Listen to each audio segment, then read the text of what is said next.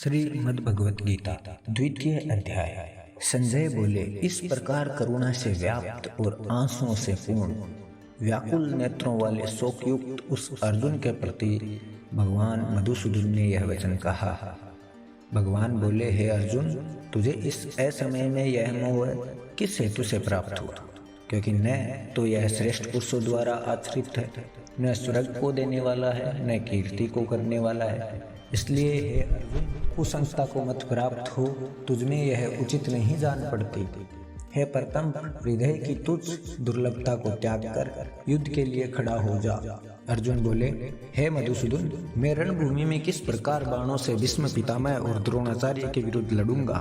क्योंकि हे हरिसूदन, वे दोनों ही पूजनीय हैं। इसलिए इन महानुभाव गुरुजनों को मारकर मैं इस लोक में क्या करूंगा?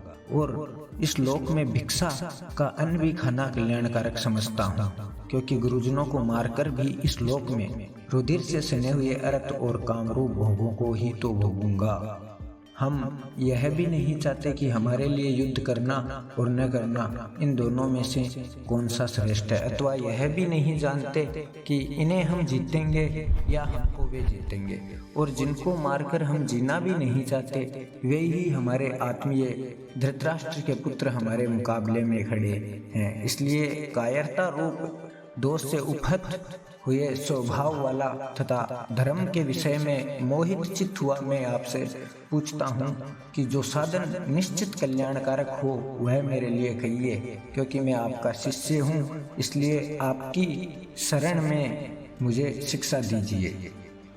क्योंकि भूमि के निष्कंटक धन धान्य संपन्न राज्यों को और देवताओं के स्वामी बनने को प्राप्त होकर भी मैं इस उपाय को नहीं देखता हूँ जो मेरी इंद्रियों के सुखाने वाले शोक को दूर कर सके।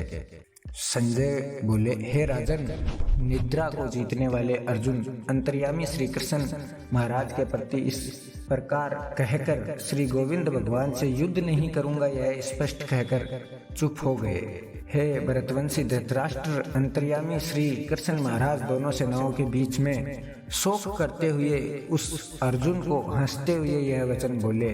श्री भगवान बोले, हे अर्जुन, तू न शोक करने योग्य मनुष्यों के लिए शोक करता है और पंडितों के ऐसे वचनों को कहता है, परंतु जिनके प्राण चले गए उनके लिए और जिनके प्राण नहीं गए उनके लिए भी पंडित जन शोक नहीं करते।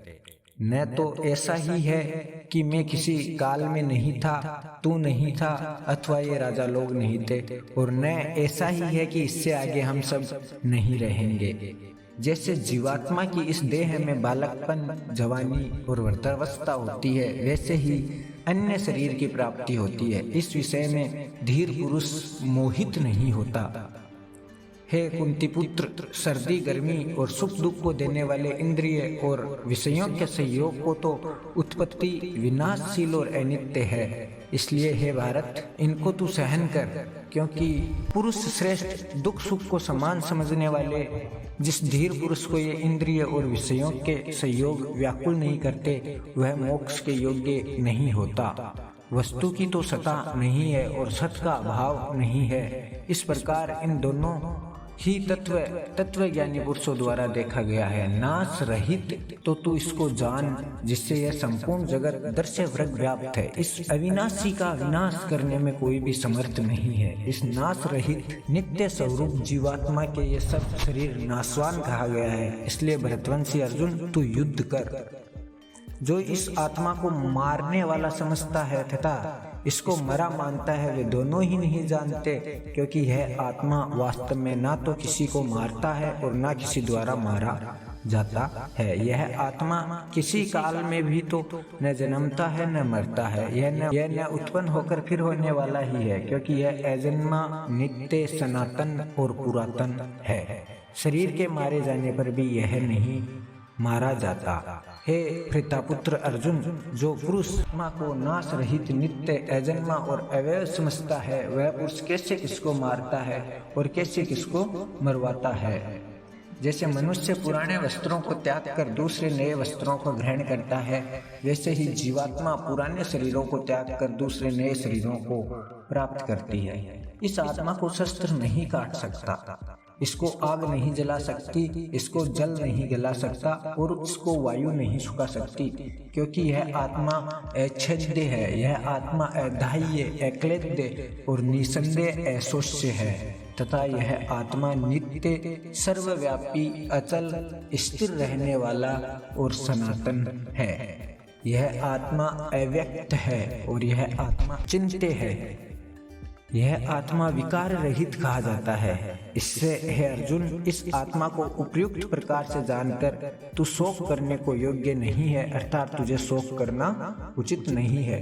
किंतु यदि तू इस आत्मा को सदा जन्म लेने वाला तथा सदा मरने वाला मानता हो तो भी तू इस प्रकार शोक करने योग्य नहीं है, क्योंकि इस मान्यता के अनुसार जन्म हुए की मृत्यु निश्चित है और मरे हुए का जन्म निश्चित है।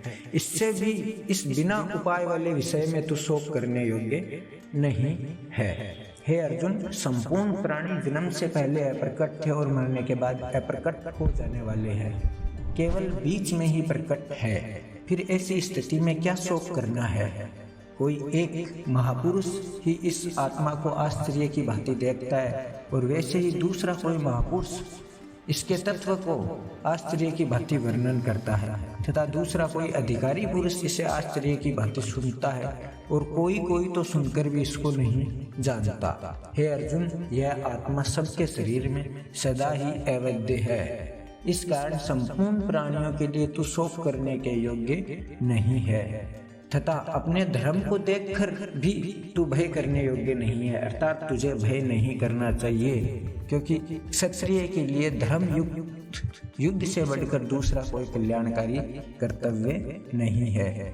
हे पार्थ, अपने आप प्राप्त हुए और खुले हुए स्वर्ग के द्वार रूप इस प्रकार के युद्ध को भाग्यवान क्षत्रिय लोग ही पाते हैं, किंतु यदि तू इस धर्म युक्त युद्ध को नहीं करेगा तो स्वधर्म और कीर्ति को खोकर पाप को प्राप्त होगा तथा सब लोग तेरी बहुत काल तक रहने वाली अपकीर्तिका का भी खतन करेंगे। माननीय पुरुष के लिए अपकीर्ति मरण से भी बढ़कर है और जिनकी दृष्टि में तू पहले बहुत सम्मानित होकर अब लघुता को प्राप्त होगा, वे महारथी लोग तुझे भय के कारण युद्ध से हटा हुआ मानेंगे। तेरी वेरी लोग तेरे सामर्थ्य की निंदा करते हुए तुझे बहुत से न करने योग्य वचन भी कहेंगे। उससे या तो तू युद्ध में मारा जाकर स्वर्ग को प्राप्त होगा अथवा संग्राम में जीतकर पृथ्वी का राज्य भोगेगा। इस कारण हे अर्जुन, तू युद्ध के लिए निश्चय करके खड़ा हो जा। जय पराजय, लाभ हानि और सुख दुख को समान समझकर इसके बाद युद्ध के लिए तैयार हो जा। इस प्रकार युद्ध करने से तू पाप को नहीं प्राप्त होगा। हे पार्थ, यह बुद्धि तेरे लिए ज्ञान योग के विषय में कही गई है और अब तू इसको कर्म योग के विषय में सुन। जिस बुद्धि से युक्त हुआ तू कर्मों के बंधन को भली भांति त्याग देगा, सर्वथा नष्ट कर डालेगा। इस कर्म योग में आरंभ का अर्थात बीज का नाश नहीं है और उल्टा फल रूप दोष भी नहीं है, बल्कि इस कर्मयोग रूप धर्म का थोड़ा सा भी साधन जन्म मृत्यु रूप महान भय से रक्षा कर लेता है। हे अर्जुन, इस कर्म योग में निश्चय आत्मिका बुद्धि एक ही होती है, किंतु अस्थिर विचार वाले विवेकहीन सकाम मनुष्यों की बुद्धि निश्चय ही बहुत भेदों वाली और अनंत होती है। हे अर्जुन, जो भोगों में तन्मय हो रहे हैं, जो कर्म फल के प्रशंसक वेद व्याख्याओं में ही प्रीति रखते हैं, जिनकी बुद्धि में स्वर्ग ही प्राप्य वस्तु है और स्वर्ग से बढ़कर दूसरी कोई वस्तु नहीं है, ऐसा कहने वाले हैं, वे अविवेकी जन इस प्रकार की जिस पुष्पित तथा दिखाऊ शोभायुक्त वाणी को कहा करते हैं और जो कि जन्म रूप कर्म फल देने वाली एवं भोग तथा ऐश्वर्य की प्राप्ति के लिए नाना प्रकार की बहुत सी क्रियाओं का वर्णन करने वाली है, उस वाणी द्वारा जिनका चित्त हर लिया गया है, जो भोग और ऐश्वर्य में अत्यंत आसक्त है, उन पुरुषों की परमात्मा में निश्चय आत्मिका बुद्धि नहीं होती। हे अर्जुन, वेद उपयुक्त प्रकार से तीनों गुणों के कार्य रूप समस्त भोगों एवं उनके साधनों का प्रतिपादन करने वाले हैं, इसलिए तुम उन भोगों एवं उनके साधनों में आसक्तहीन, हर्ष शोकादि द्वंद्व से रहित नित्य वस्तु परमात्मा में स्थित योग क्षेम को न चाहने वाला स्वाधीन अनंत अंतःकरण वाला हो। सब ओर से परिपूर्ण जलाशय के प्राप्त हो जाने पर छोटे जलाशय में मनुष्य का जितना प्रयोजन रहता है, ब्रह्म को तत्व से जानने वाले ब्राह्मण का समस्त वेदों में उतना ही प्रयोजन रह जाता है। तेरा कर्म करने में ही अधिकार है, इसके फलों में कभी नहीं। इसलिए तू कर्मों के फल का हेतु मत हो और तेरी कर्म न करने पे में भी आसक्ति ना हो। हे धनंजय, तू आसक्ति को त्याग कर सिद्धि और असिद्धि में समान बुद्धि वाला होकर योग में स्थित हुआ। कर्तव्य कर्मों को कर स्वतः ही योग हो जाएगा। इसे योग कहा जाता है। इस स्वतः रूप बुद्धि योग से सकाम कर्म अत्यंत ही निम्न श्रेणी का है। इसलिए हे धनंजय, तू संबुद्धि में ही रक्षा का उपाय ढूंढ, अर्थात बुद्धि योग का ही आश्रय ग्रहण कर, क्योंकि फल के हेतु बनने वाले अत्यंत दीन है। संबुद्धि युक्त पुरुष पुण्य और पाप दोनों को इसी लोक में त्याग देता है, अर्थात उनसे मुक्त हो जाता है। इससे तू समत्व रूप योग में लग जा। यह समत्व रूप योग ही कर्मों में कुशलता है, अर्थात कर्म बंधन से छूटने का उपाय है। क्योंकि संबुद्धि से युक्त ज्ञानी जन कर्मों से उत्पन्न होने वाले फल को त्याग कर जन्म रूप बंधन से मुक्त हो निर्विकार परम पद को प्राप्त हो जाते हैं। जिस काल में तेरी बुद्धि मोह रूप दलदल को भली भांति पार कर जाएगी, उस समय तू सुने हुए और सुनने में आने वाले इस लोक और परलोक संबंधी सभी भोगों से वैराग्य को प्राप्त हो जाएगा। भांति भांति के वचनों को सुनने से विचलित हुई तेरी बुद्धि जब परमात्मा में अचल और स्थिर ठहर जाएगी, जब तू योग को प्राप्त हो जाएगा, अर्थात तेरा परमात्मा से नित्य संयोग हो जाएगा। तो अर्जुन बोलते हैं, हे केशव, समाधि में स्थित परमात्मा को प्राप्त हुए स्थिर बुद्धि पुरुष का क्या लक्षण है? वह स्थिर बुद्धि पुरुष कैसे बोलता है, कैसे बैठता है, कैसे चलता है?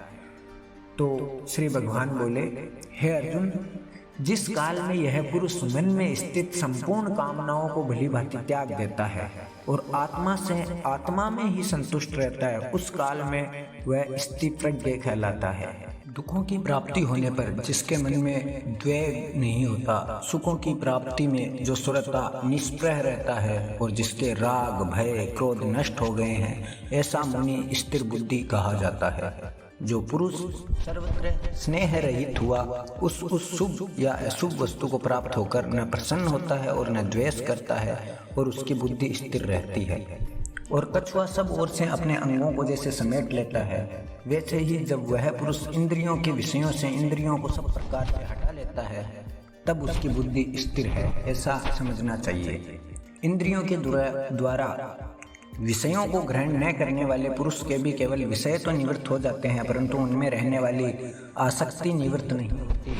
इस स्थिति प्रज्ञ पुरुष की तो आसक्ति भी परमात्मा का साक्षात करके निवृत्त हो जाती है। हे अर्जुन, आसक्ति का नाश न होने के कारण ये प्रथमन स्वभाव वाली इंद्रियां यत्न करते हुए बुद्धिमान पुरुष के मन को बहलाती है। इसलिए साधक को चाहिए कि वह इन संपूर्ण इंद्रियों को वश में करके समाहित चित्त हुआ मेरे परायण होकर ध्यान में बैठे, क्योंकि जिस पुरुष की इंद्रियां वश में होती है उसी की बुद्धि स्थिर हो जाती है। विषयों का चिंतन करने वाले पुरुष की इन विषयों में आसक्ति हो जाती है। आसक्ति से इन विषयों की कामना उत्पन्न होती है और कामना में विघ्न पड़ने से क्रोध उत्पन्न होता है।